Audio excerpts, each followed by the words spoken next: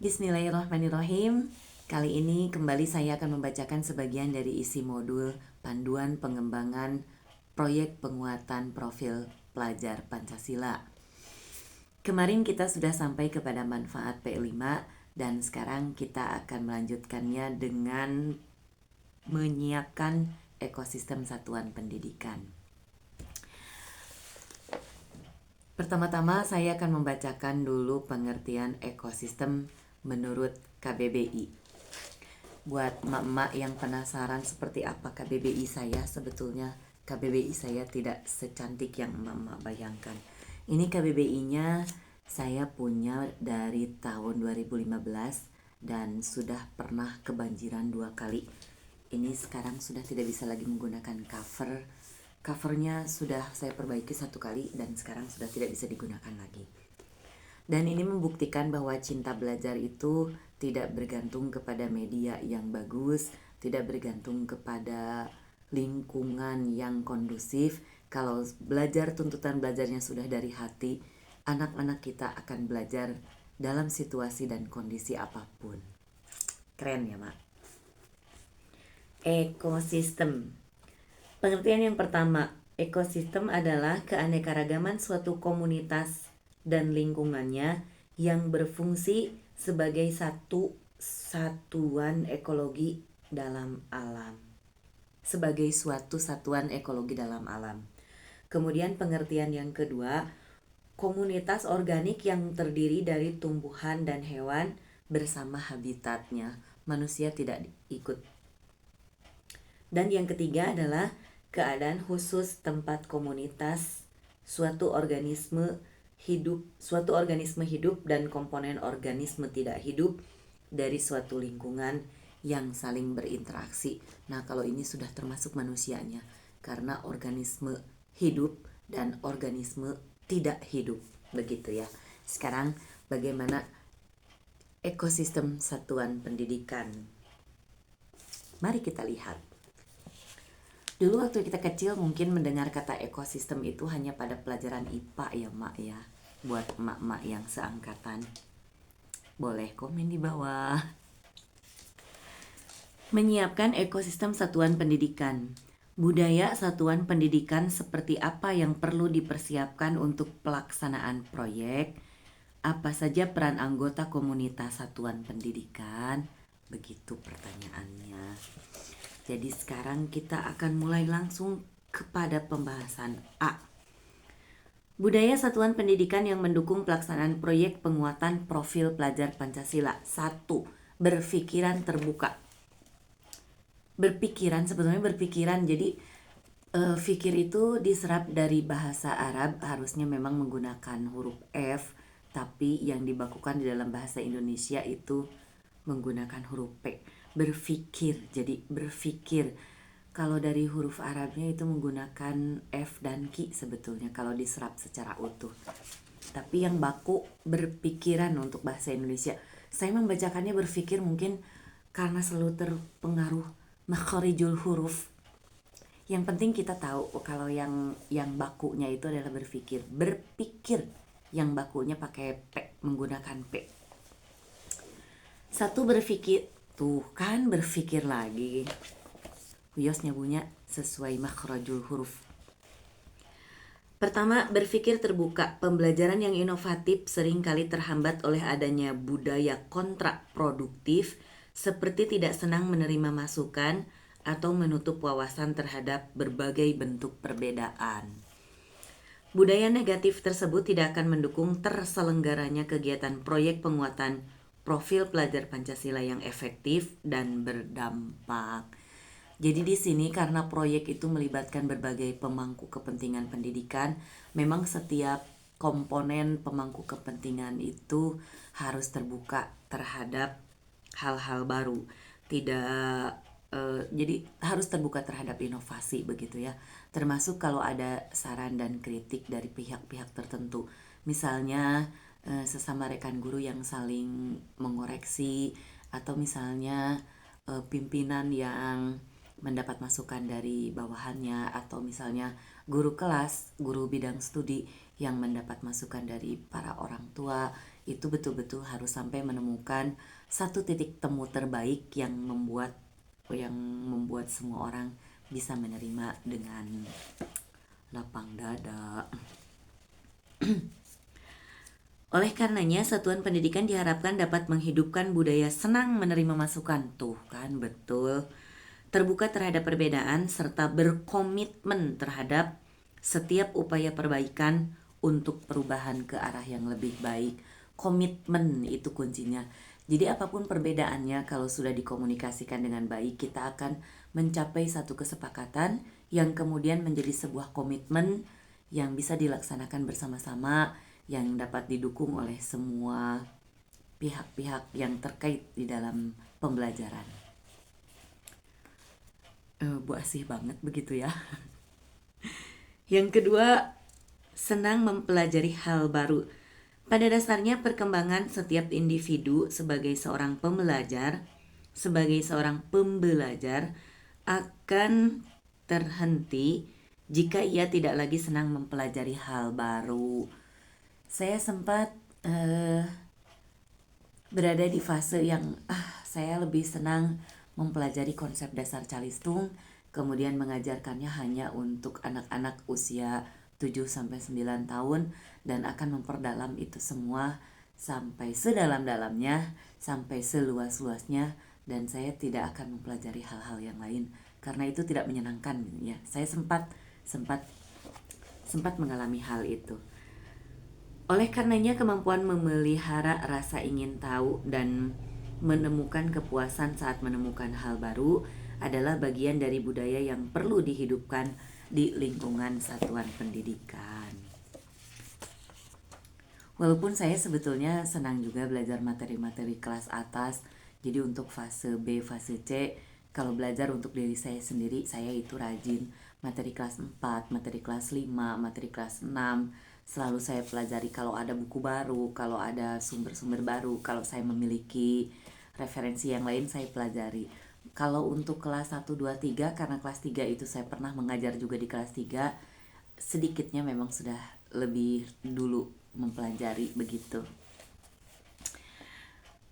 3. Kolaboratif. Kegiatan pembelajaran berbasis proyek yang dinamis membutuhkan lingkar sosial yang mendukung dalam pelaksanaannya.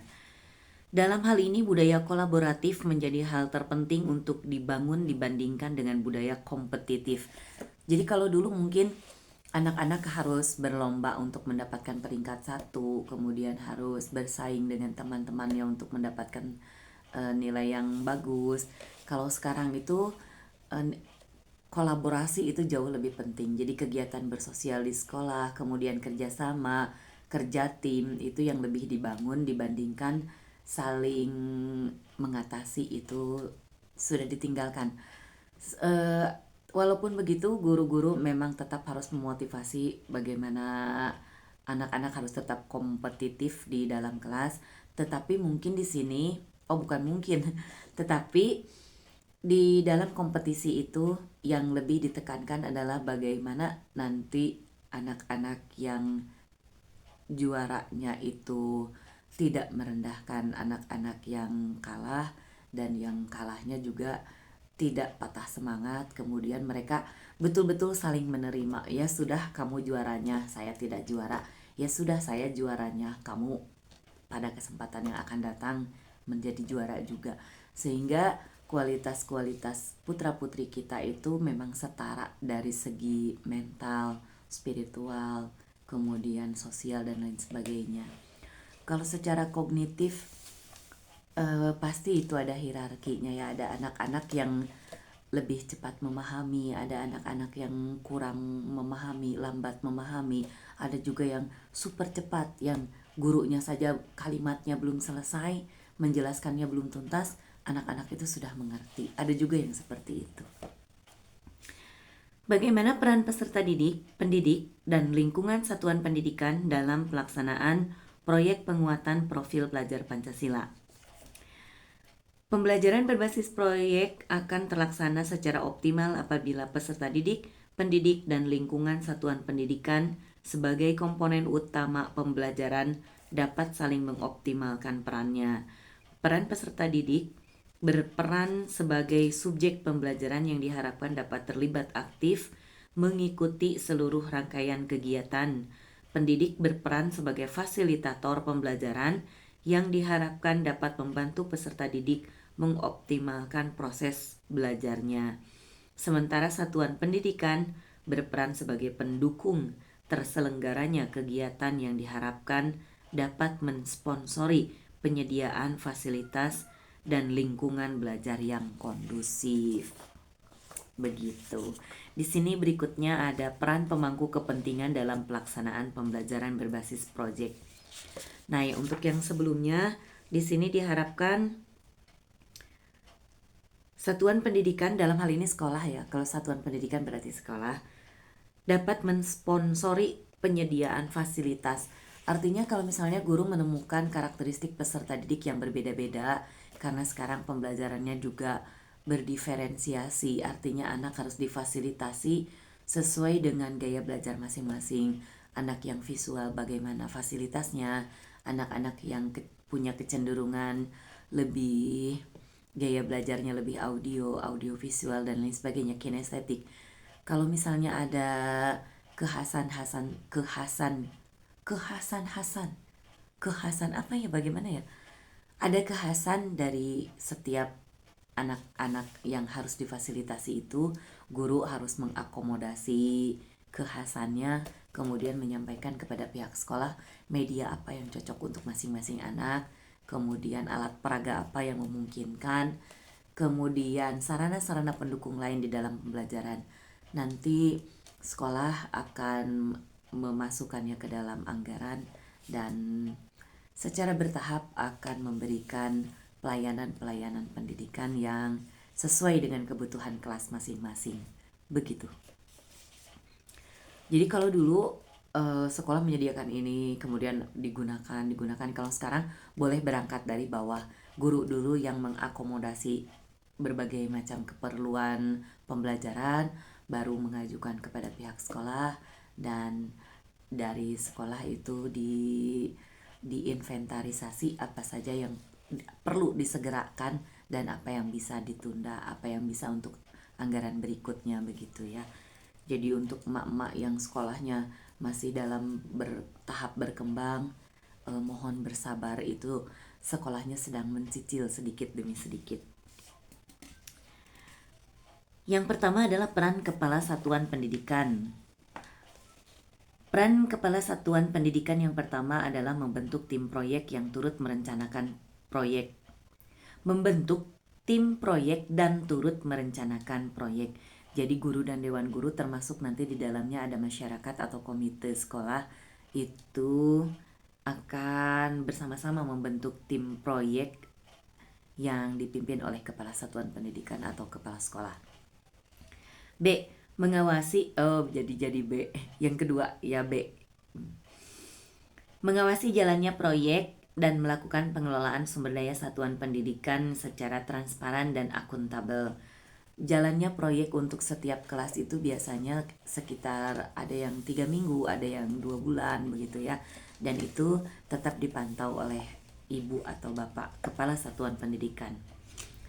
Yang ketiga, membangun komunikasi untuk kolaborasi antara orang tua, tuh kan betul, peserta didik, warga satuan pendidikan, dan narasumber pengayak proyek, masyarakat, komunitas, universitas praktisi, dan sebagainya. Kemudian yang keempat, mengembangkan komunitas praktisi di satuan pendidikan untuk peningkatan kompetensi pendidik yang berkelanjutan. Salah satunya adalah dengan membentuk kelompok belajar guru. Ada kelompok belajar guru fase A, kelompok belajar guru fase B, atau fase A dan fase B-nya digabung. Kemudian kelompok belajar fase C sebelum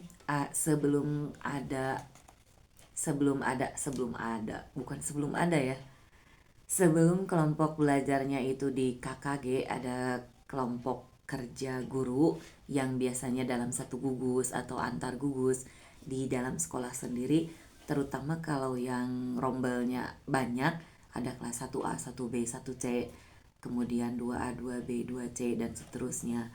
Kelompok belajar itu bisa dalam satu sekolah.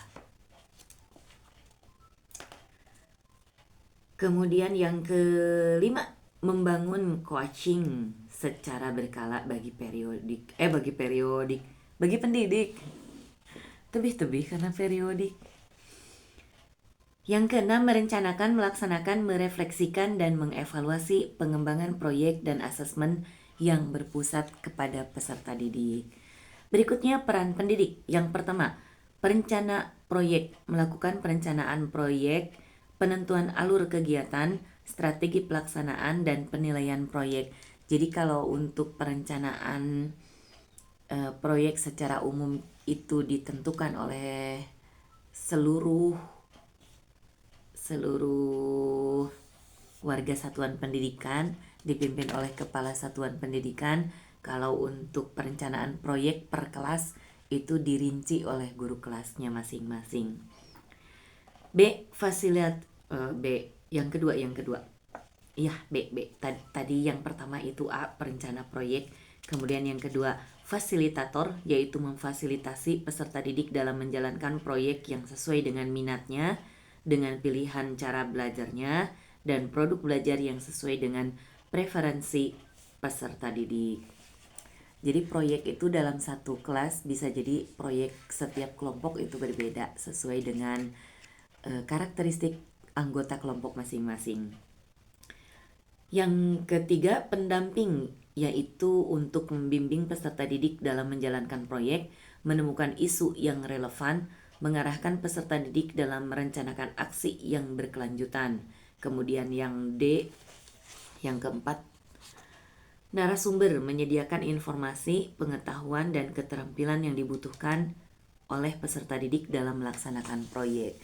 Jadi sebagai fasilitator, guru juga tetap harus menyediakan sumber informasi. Boleh misalnya guru, anak-anak cari di internet tentang tema ini, tentang materi ini, tapi kita sebagai seorang pembimbing, sebagai seorang fasilitator, sudah lebih dulu punya rujukan lebih banyak dari anak-anak, sehingga nanti kemungkinan ada referensi yang didapatkan oleh anak itu sama dengan referensi yang kita miliki. Ada juga yang mungkin menambahkan dan sebagainya, sehingga sumber belajar anak-anak itu menjadi kaya. Jadi ada kejadian juga guru menyampaikan cari sumbernya dari internet, cari sumbernya dari Google, dari YouTube, tapi gurunya sendiri belum pernah menyiapkan sebelumnya. Jadi mereka justru seperti spons begitu, yang menyerap informasi, menggali informasi hasil dari pengumpulan informasi yang disampaikan oleh peserta didiknya. Kalau begitu, kalau menurut saya sedikit agak curang ya. Maaf yang tidak setuju. Yang kelima, supervisi dan konsultasi, yaitu mengawasi dan mengarahkan peserta didik dalam pencapaian proyek, memberikan saran dan masukan secara berkelanjutan untuk peserta didik, dan melakukan asesmen performa peserta didik selama proyek berlangsung. Terakhir, sebagai moderator, yaitu membantu dan mengantarkan peserta didik dalam diskusi. Kalau melihat panduan pengembangan proyek penguatan profil pelajar Pancasila ini, kelihatannya dunia pendidikan itu luar biasa menyenangkan dan jauh dari persepsi kita, khususnya masyarakat, yang beberapa masyarakat itu banyak berkirim WhatsApp ke saya, kirim chat via WhatsApp, yang kesannya itu saat ini dunia pendidikan sedang tidak baik-baik saja begitu ya. Nah, hal itu mungkin salah satunya disebabkan oleh kurangnya komunikasi dari pihak sekolah dan orang tua. Ketiga, peran peserta didik. Yang pertama adalah menjadi pelajar sepanjang hayat yang kompeten dan memiliki karakter sesuai dengan nilai-nilai Pancasila. Yang kedua, berpartisipasi aktif dalam proses pembelajaran sesuai minat dan kelebihan yang dimiliki. Itu harapan dari P5. Diharapkan peserta didik menjadi pelajar sepanjang hayat sampai nanti emak-emak seperti saya, mereka tetap masih cinta belajar.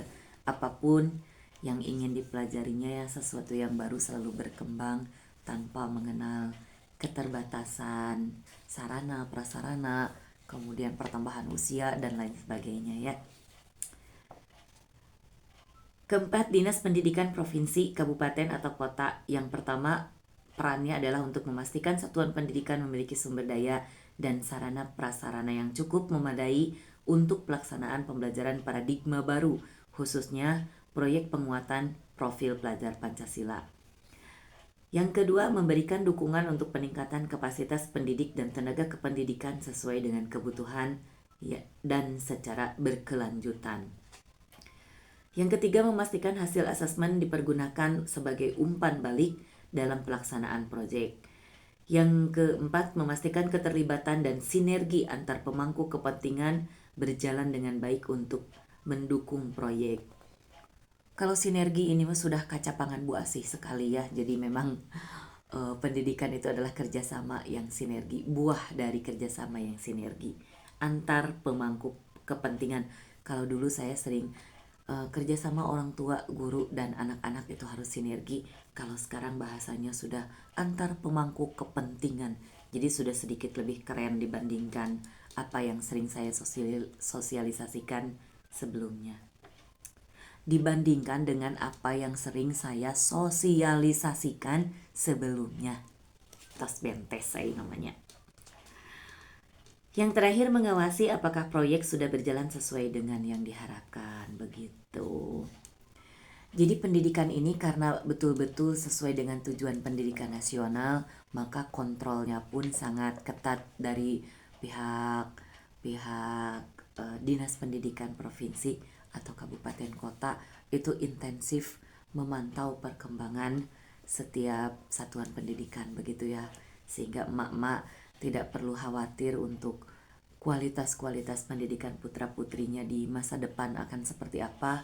Insya Allah semua pemangku kepentingan akan amanah menjaga putra-putri kita semua. Amin. Atau setidaknya setelah menonton video ini, jadi amin lah semua. Berikutnya, peran pengawas. Peran pengawas adalah yang pertama, mengawasi apakah proyek sudah berjalan sesuai dengan yang diharapkan, sama dengan tadi peran dari Dinas Pendidikan. Kemudian yang kedua, memberikan pendampingan dan pembinaan kepada satuan pendidikan. Dan yang ketiga, memberikan informasi terbaru berkaitan dengan kebijakan pendidikan, khususnya yang berhubungan dengan kurikulum dan proyek penguatan profil pelajar Pancasila.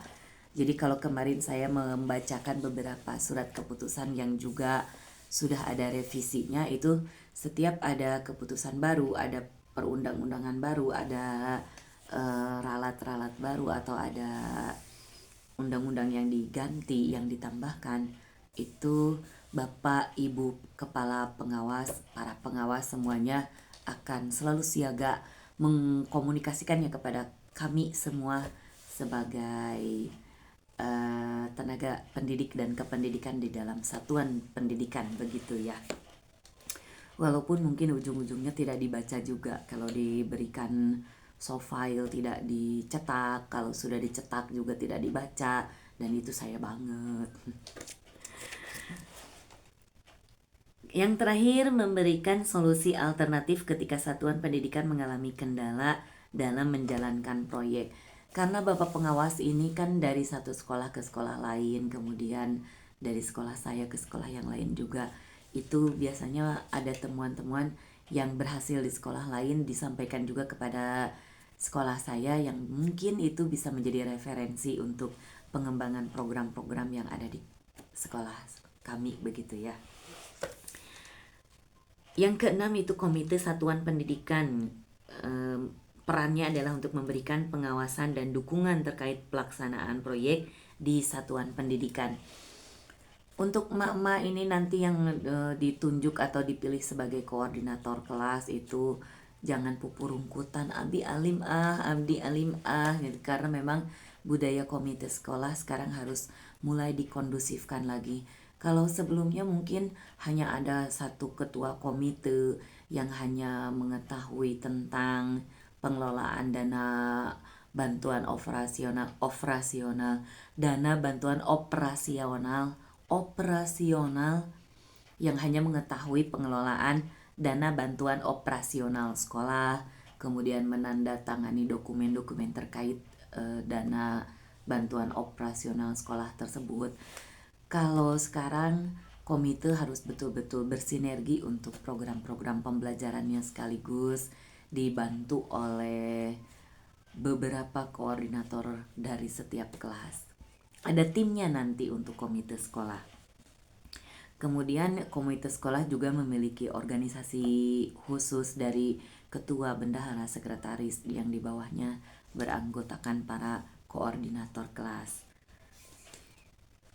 Yang terakhir, masyarakat, orang tua atau mitra. Mitra mungkin antar instansi yang bisa menjadi relasi dalam sistem pendidikan. Yang pertama adalah menjadi sumber belajar yang bermakna bagi para peserta didik dengan terlibat dalam proyek penguatan profil pelajar Pancasila. Kalau di sekitar sekolahnya misalnya ada industri atau pabrik, ada home industri juga, itu bisa menjadi sumber untuk anak-anak melakukan penelitian, melakukan wawancara, kunjungan atau studi tour dan lain sebagainya. Kemudian yang kedua, membantu dalam menemukan atau mengidentifikasi isu atau masalah yang ada, memberikan informasi sebagai narasumber atau menyediakan bukti-bukti dari isu-isu tersebut.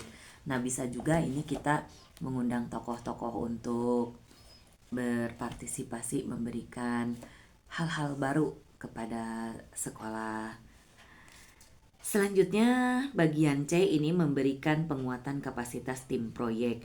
Sangatlah penting bagi semua pendidik dan tenaga kependidikan yang terlibat dalam pelaksanaan proyek penguatan profil pelajar Pancasila untuk memiliki pemahaman terhadap tujuan dan manfaat proyek penguatan profil pelajar Pancasila. Untuk itu, satuan pendidikan dapat memberikan pelatihan dan pengembangan kapasitas pendidik sebagai penguatan pemahaman atas pembelajaran berbasis proyek.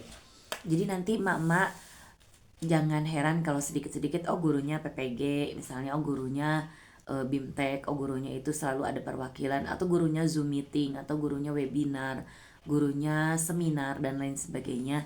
Ini dalam rangka mengupgrade atau dalam rangka selalu membarui kemampuan guru, menambah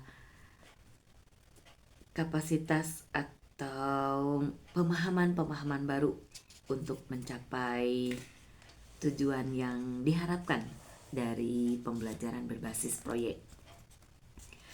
Pelatihan dan pengembangan ini dapat dilaksanakan secara mandiri oleh satuan pendidikan, bekerja sama dengan mitra yang ada di lingkungan satuan pendidikan, atau mencari narasumber yang dapat memberikan penguatan kapasitas secara luring, luar jaringan, ataupun daring dalam jaringan.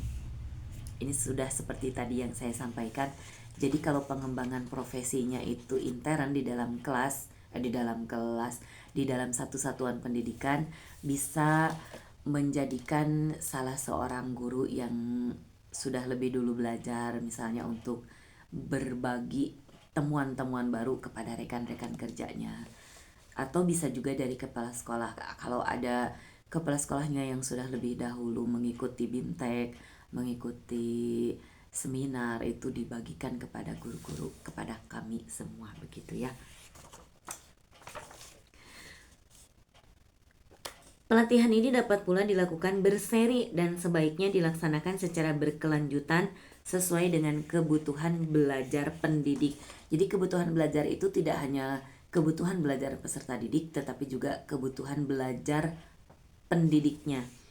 Sehingga di PMM atau platform Merdeka Mengajar sendiri sebetulnya itu sudah salah satu fasilitas untuk pendidik belajar secara berkelanjutan.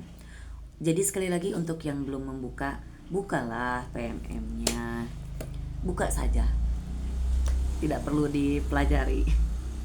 Yang penting pernah login dan tidak lupa password. Password itu kalau saya biasanya disimpan di balik layar ponsel, bukan PMM saya, PMM rekan-rekan saya.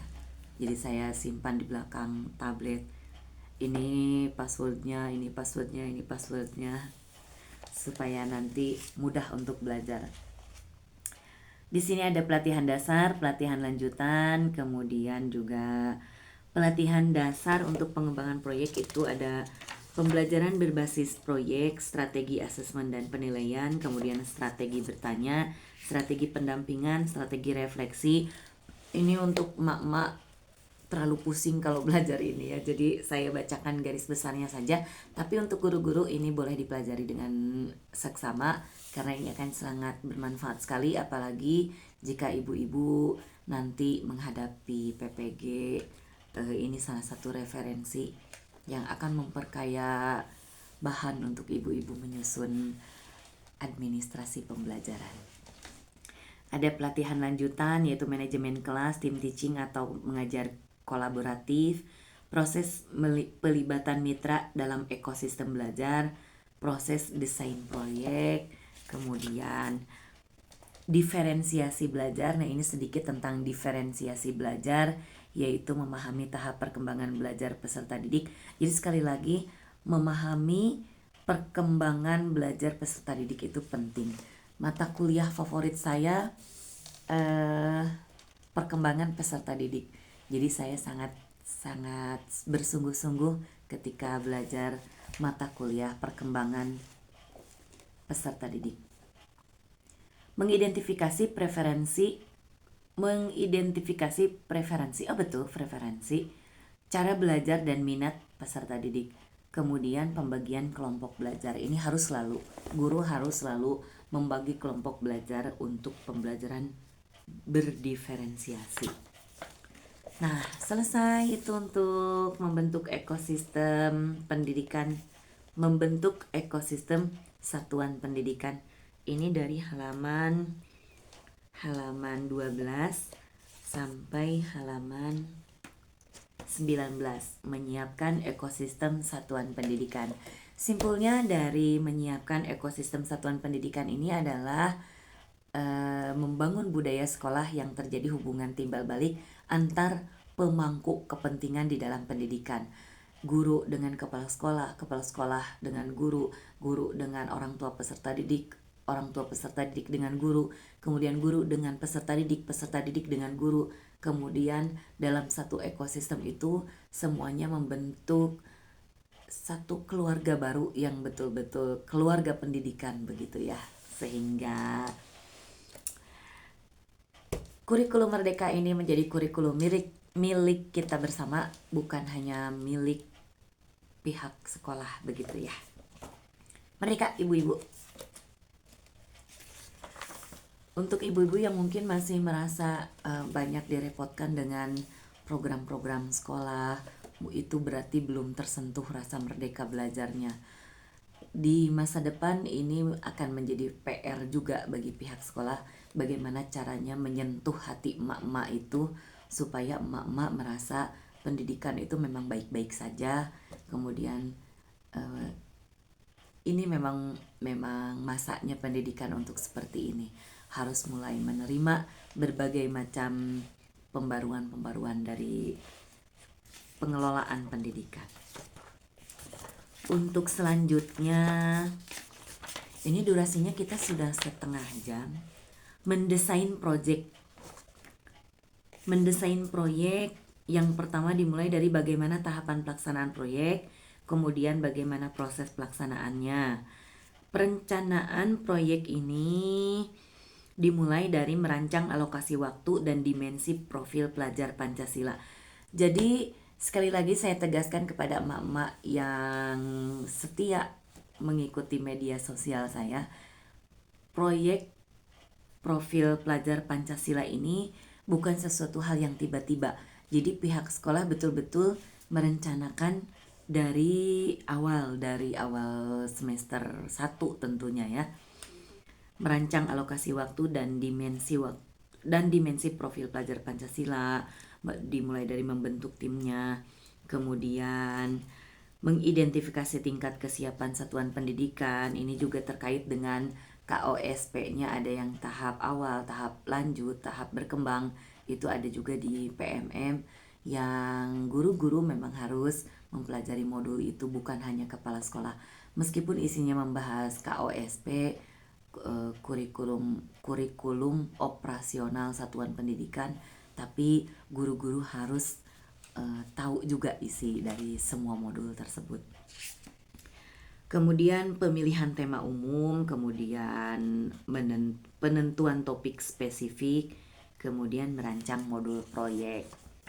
Jadi modulnya juga harus dirancang, kita tidak bisa tiba-tiba ada acara begini, ada pameran, ada pergelaran, ada aksi, ada dan lain-lain sebagainya, tapi kita tidak punya administrasi modulnya, itu juga tidak seperti itu juga profil pelajar Pancasila. Harus ada tim fasilitasi bekerja sama dalam merancang modul proyek dan berdiskusi dalam menentukan elemen dan sub-elemen profil. Banyak sekali pekerjaan kita sebagai guru. Siapa nih yang mau pensiun dini? Ayo kita sama-sama. Yang pertama kita mulai dari merancang alokasi waktu, proyek, dan dimensi. Tingkat pendidikan untuk SD kelas 1 sampai kelas 5, alokasi jam proyek per tahun adalah 252 jam pelajaran untuk P5. Kemudian untuk kelas 6-nya 224 jam pelajaran. Karena kelas 6 itu banyak terpotong oleh program-program persiapan untuk ujian akhir, jadi P5-nya lebih sedikit. Menentukan durasi pelaksanaan untuk setiap tema proyek yang dipilih dapat disesuaikan dengan pembahasan tema. Durasi dapat dipilih antara 2 minggu sampai 3 bulan. Jadi yang paling singkat itu P5-nya 2 minggu, itu bisa untuk proyek dalam kelas, dan juga sampai 3 bulan itu bisa proyek di luar kelas. Mengacu kepada Keputusan Menteri Pendidikan, Kebudayaan, Riset, dan Teknologi Republik Indonesia Nomor 162/M/2021 tentang Program Sekolah Penggerak, secara umum ketentuan total waktu proyek adalah sekitar 20-30% beban peserta didik per tahun adalah sebagai berikut. Itu yang tadi saya bacakan, yakni 252 jam pelajaran.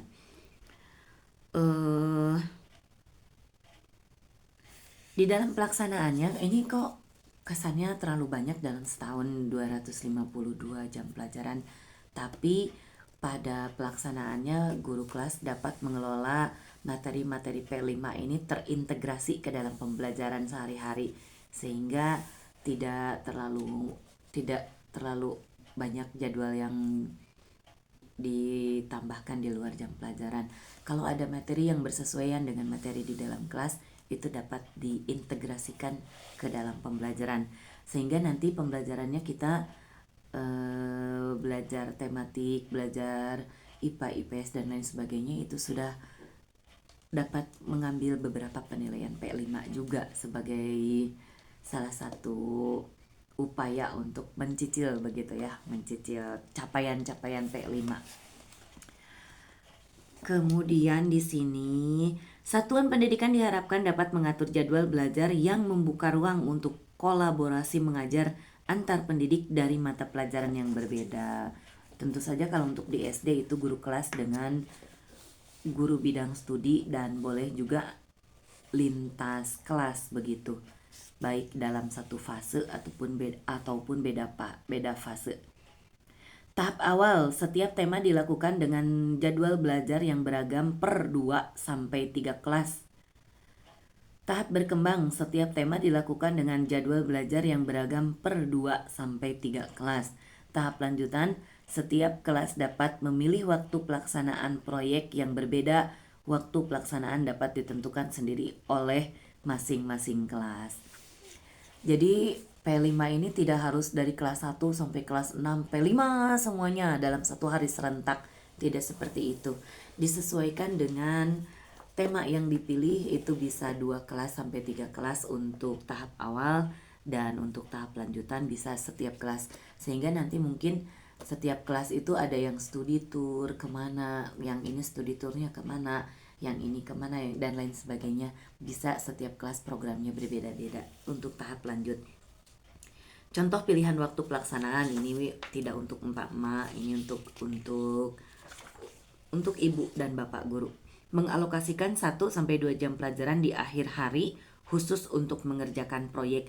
Nah, kalau tadi saya katakan boleh terintegrasi ke dalam pembelajaran sehari-hari, misalnya kita menyelipkan 30 menit untuk P5 dalam satu hari itu, dalam satu minggu kita boleh menyisihkan satu hari yang khusus untuk P5, sehingga P5-nya nanti tidak hanya di puncak di akhir semester, tapi juga di setiap pekannya itu ada satu hari khusus yang bisa dipilih untuk mengerjakan P5. Mengumpulkan dan mendapatkan pelaksanaan tema mengumpulkan dan memadatkan pelaksanaan tema dalam satu periode waktu, misalnya 2 minggu atau 1 bulan, di mana semua pendidik berkolaborasi mengajar proyek setiap hari selama durasi waktu yang ditentukan. Seperti itu juga bisa. Ini untuk yang belum pernah terfikirkan, saya P5-nya mau apa? Mudah-mudahan setelah membaca poin C ini, mengumpulkan dan memadatkan pelaksanaan tema dalam satu periode waktu, bisa menjadi inspirasi buat ibu bapak guru di sekolah-sekolah.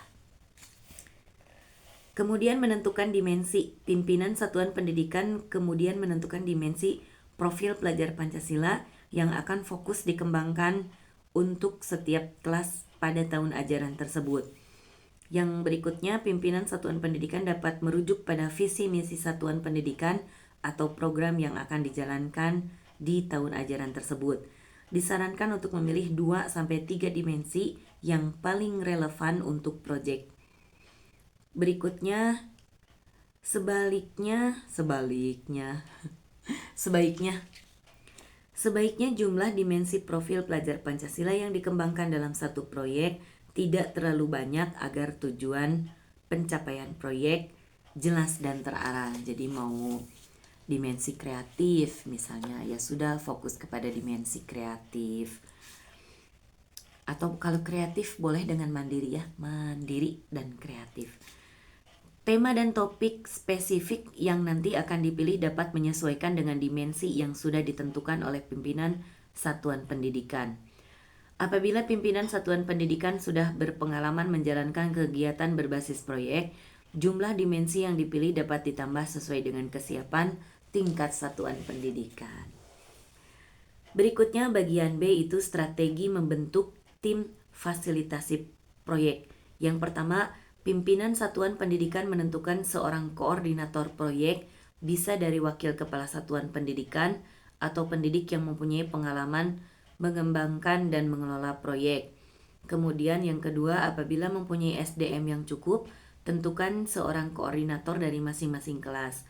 Misalnya 1 orang koordinator kelas 1, 1 orang koordinator kelas 2, dan seterusnya. Koordinator mengumpulkan pendidik-pendidik perwakilan dari setiap kelas atau apabila SDM terbatas, perwakilan dari masing-masing fase. Berikutnya, koordinator memberikan arahan untuk merencanakan dan membuat modul proyek untuk setiap kelas. Nah, ini yang tidak boleh kita lupakan, bahwa mungkin masyarakat tidak tahu bahwa kita harus menyiapkan modul seperti ini. Juga tidak akan tahu jika kita membuatkan aksi ini, karya ini, pameran ini, sementara kita tidak membuatkan modulnya begitu. Masyarakat jarang tahu sampai seperti itu. Tapi ini menjadi tanggung jawab kita bersama, bahwa diketahui atau tidak diketahui oleh masyarakat, menyusun modul proyek adalah sebuah keharusan. Tim fasilitasi proyek dapat ditambah, dikurangi, atau diadakan sesuai kebutuhan setiap satuan pendidikan. Dilihat dari pertama, jumlah peserta didik, kedua, banyaknya tema yang dipilih, ketiga, keterbatasan jumlah pengajar, dan terakhir, pertimbangan lain yang sesuai dengan kebutuhan masing-masing satuan pendidikan. Pembagian peran dan tanggung jawab dalam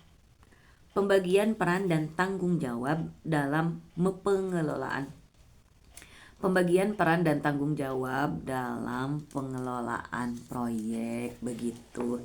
Satuan pendidikan menyiapkan sistem dari perencanaan hingga evaluasi, kemudian membuka pintu kolaborasi dengan narasumber untuk memperkaya materi proyek, kemudian mengkomunikasikan P5 kepada warga satuan pendidikan, kemudian memastikan beban kerja pendidik tetap dipertahankan. Itu yang saya sampaikan di video sebelumnya, bahwa dengan P5 ini kita tidak boleh mengurangi hak-hak anak di dalam pendidikan kurikuler, sehingga untuk pembelajaran di kelas tematik yang sesuai dengan capaian pembelajaran itu tidak boleh dikurangi. Guru kelas tidak ini tugas ini, sementara di dalam kelas kita kosong, itu tidak bisa. Jadi sekali lagi, P5 ini bukan tugas pengganti, melainkan tugas pendamping, petugas yang berdampingan begitu ya. Tugas yang berdampingan seiring sejalan dengan pembelajaran yang pokok di dalam kelas.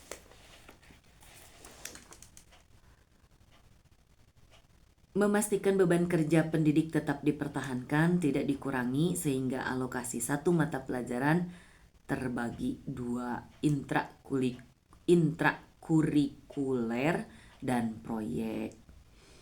Melibatkan pendidik, bimbingan dan konseling atau mentor untuk memfasilitasi proses berjalannya proyek dengan memberikan dukungan baik dalam bidang akademis maupun kebutuhan emosional peserta didik.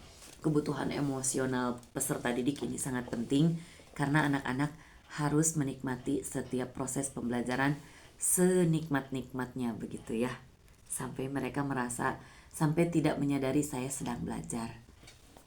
Tapi saya banyak belajar dan belajar banyak. Koordinator proyek yang pertama bisa dari wakil kepala satuan pendidikan yang memiliki pengalaman dan mengembangkan dan mengelola proyek, kemudian mengembangkan kemampuan kepemimpinan dalam mengelola proyek di satuan pendidikan. Mengelola sistem yang dibutuhkan tim pendidik atau fasilitator. Kemudian memastikan kolaborasi pengajaran terjadi di antara para pendidik. Dan yang terakhir, memastikan asesmen yang diberikan sesuai dengan kriteria kesuksesan yang sudah ditetapkan. Setelah kita menyiapkan modul, kita tentu harus menyiapkan juga, memastikan asesmen yang diberikan. Tim pendidik atau fasilitator yang pertama adalah untuk memperhatikan kebutuhan dan minat belajar setiap peserta didik. Yang kedua, memberi ruang peserta didik untuk mengalami isu atau topik pembelajaran yang kontekstual. Ketiga, mengumpulkan kebutuhan sumber belajar. Bisa dari surat kabar, majalah, jurnal, dan sumber-sumber lain. Juga bisa dari narasumber yang memperkaya proses pelaksanaan proyek. Yang keempat, berkolaborasi dengan seluruh pihak terkait proyek. Yang kelima, melakukan penilaian dengan mengacu pada standar asesmen.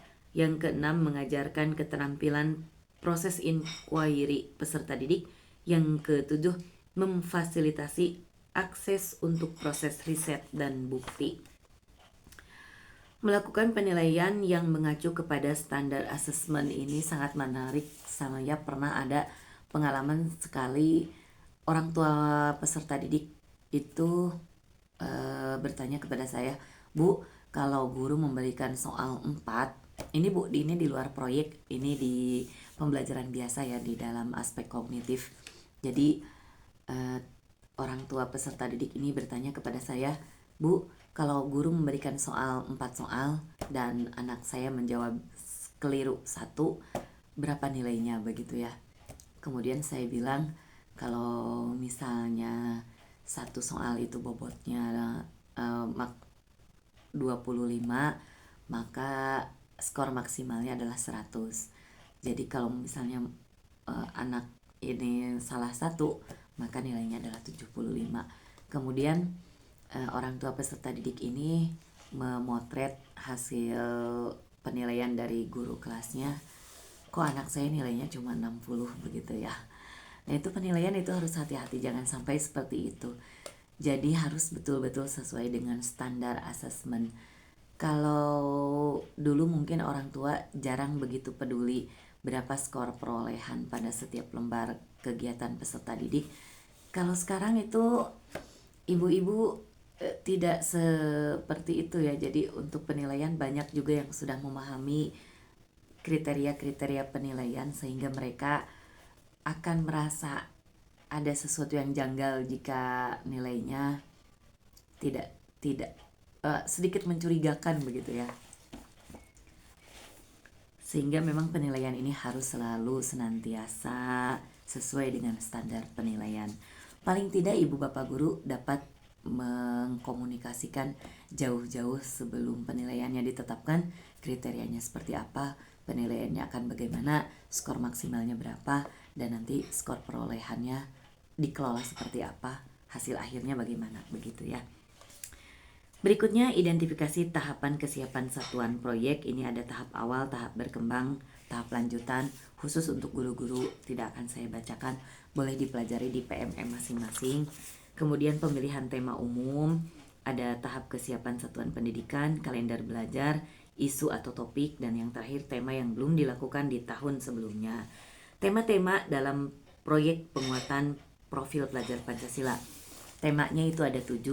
Yang pertama, gaya hidup berkelanjutan untuk SD sampai SMA, kearifan lokal untuk SD sampai SMA, Bhinneka Tunggal Ika, bangunlah jiwa dan raganya, suara demokrasi, berekayasa dan berteknologi untuk membangun NKRI. Ini khusus untuk SD. Oh, ini yang khusus untuk SMP sampai SMA itu suara demokrasi.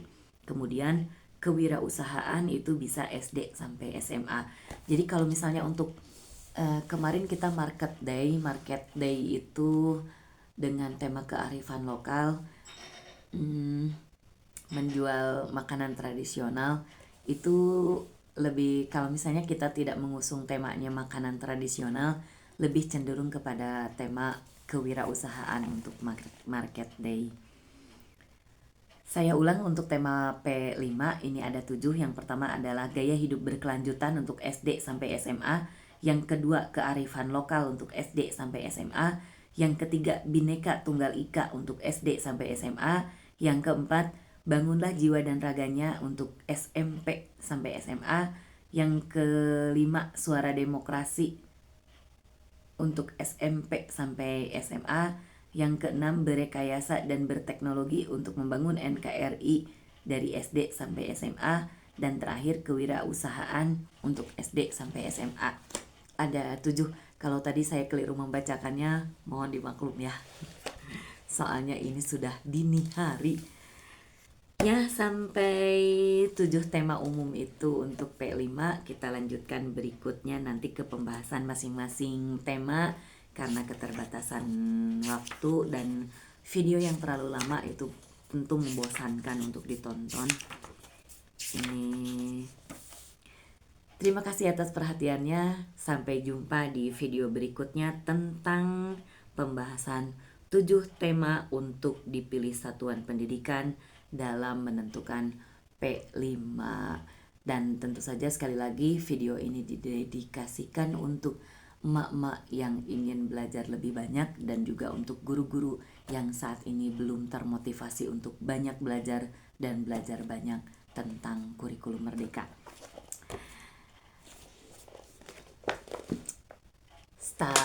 Tetap cinta baca dan gemar belajar. Saya Carya Sidukmaya. Terima kasih.